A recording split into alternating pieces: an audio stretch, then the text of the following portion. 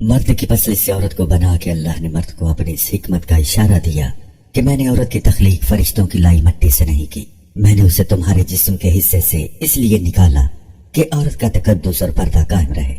فرشتوں کو بھی خبر نہ ہونے پائے کہ زمین کی لائی ہوئی کس مٹی سے عورت کی تخلیق ہوئی، یعنی عورت کے تقدس کی حد تو دیکھیں کہ فرشتوں سے بھی اس کی بناوٹ کا پردہ لازمی قرار دیا گیا، اور پہلی عورت اسی مرد کی پسلی سے نکلی جس کی وہ منکوحہ کہلائی۔ اب بات آتی پسلی کی کہ عورت پسلی سے ہی کیوں نکلی؟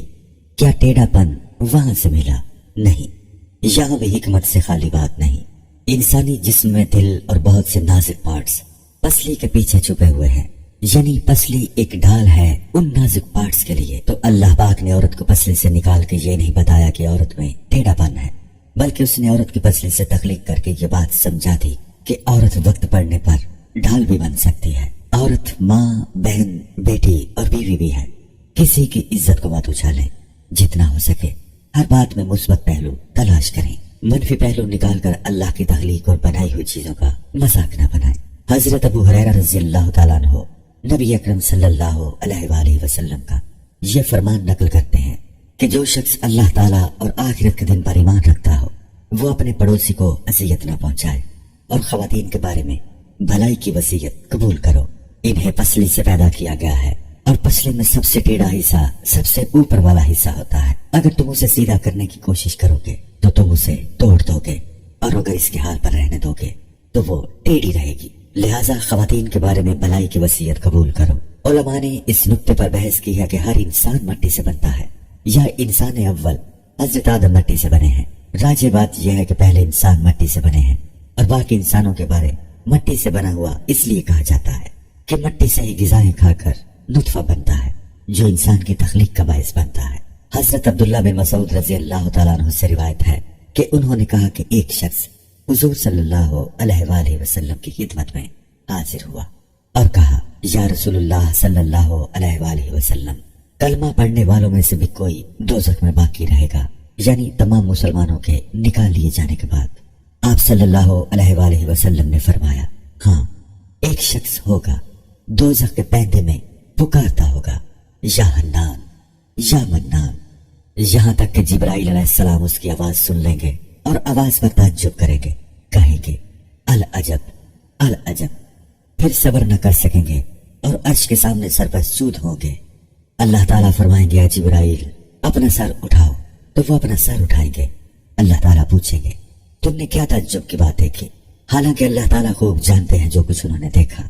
بس جبرائیل کہیں گے، اے میرے رب، میں نے جہنم کے پیندے میں سے ایک آواز سنی ہے کہ کوئی پکارتا ہے، یا حنان، یا منان، مجھے اس آواز پر تعجب ہے۔ اس پر اللہ تعالیٰ فرمائیں گے، جبرائیل علیہ السلام دروغہ جہنم کے پاس جاؤ، اس سے کہو کہ اس آدمی کو جہنم سے نکال دیں جو حنان اور منان کی صدائیں بلند کر رہا ہے۔ حضرت جبرائیل علیہ السلام دوزخ کے دروازوں میں سے ایک دروازے پر جائیں گے اور دستک دیں گے۔ دروغہ نکل کر اس کے پاس آئے گا۔ جبرائیل علیہ السلام اس سے کہیں گے، اللہ تبارک و تعالیٰ کا فرمان ہے کہ اس بندے کو جہنم سے نکال جو یا حنان یا منان پکار رہا ہے۔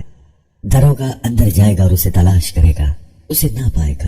حالانکہ ماں اپنی اولاد کو اس قدر نہیں پہچانتی جس قدر داروغہ دوسروں کو پہچانتا ہے، تو حیران ہو کر نکل آئے گا اور جبرائیل علیہ السلام سے کہے گا، دوزخ نے اس وقت ایک ایسا سانس لیا ہے، یعنی بڑکی ہے، کہ میں پتھر اور لوہے اور آدمی میں تمیز نہیں کر سکتا۔ حضرت جبرائیل علیہ السلام واپس جائیں گے اور عرش کے سامنے سجدے میں گر پڑیں گے۔ اللہ تبارک و تعالیٰ فرمائیں گے، اے جبرائیل اپنا سر اٹھاؤ، کیوں، کیا تم میرے بندے کو نہیں لائے؟ بس وہ کہیں گے، اے میرے رب، دروغہ جہنم نے کہا ہے کہ دوزخ نے ایک ایسا سانس لیا ہے کہ میں پتھر کو لوہے سے اور لوہے کو آدمی سے تمیز نہیں کر سکتا۔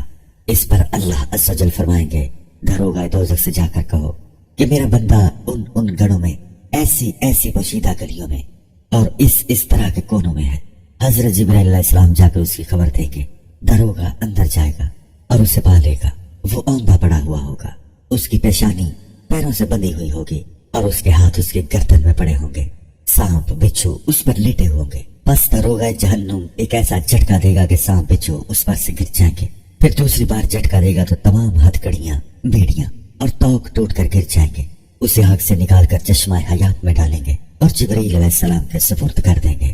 حضرت جبرائیل علیہ السلام اسے پیشانی سے پکڑ کر کھینچتے ہوئے چلیں گے. حضرت جبرائیل علیہ السلام اسے لیتے ہوئے فرشتوں کے جس مجمع سے گزریں گے وہ کہیں گے توف ہے اس بندے پر. حضرت جبرائیل علیہ السلام سر پر سجود ہوں گے. پھر اللہ تبارک و تعالی فرمائیں گے اے جبرائیل اپنا سر اٹھاؤ. پھر اللہ تبارک و تعالی فرمائیں گے اے میرے بندے کیا میں نے تمہیں اچھی شکل میں پیدا نہیں کیا؟ کیا میں نے تمہاری طرف رسول نہیں بھیجے؟ کیا اس نے میری کتاب تمہارے سامنے نہیں پڑھی؟ کیا اس نے تجھے اچھائی کا حکم نہیں دیا، برائی سے نہیں روکا؟ بندہ سب باتوں کا اقرار کرے گا. پھر اللہ تعالیٰ فرمائیں گے پھر تم نے ایسے کیوں کیا؟ بندہ کہے گا اے میرے رب میں نے اپنی جان پر ظلم کیا جس کی پاداش میں دوزخ میں پڑا رہا، لیکن میں نے تجھ سے امید نہیں توڑی. تجھے حنان منان کہہ کر پکارتا رہا اور تو نے اپنے فضل سے مجھے نکال دیا. تو اب اپنی رحمت کے طفیل مجھ پر رحم فرما. اس پر اللہ تعالیٰ فرمائیں گے فرشتوں گواہ رہنا میں نے اس پر رحم کیا. اس کے بعد اسے جنت میں داخل کر دیا جائے گا.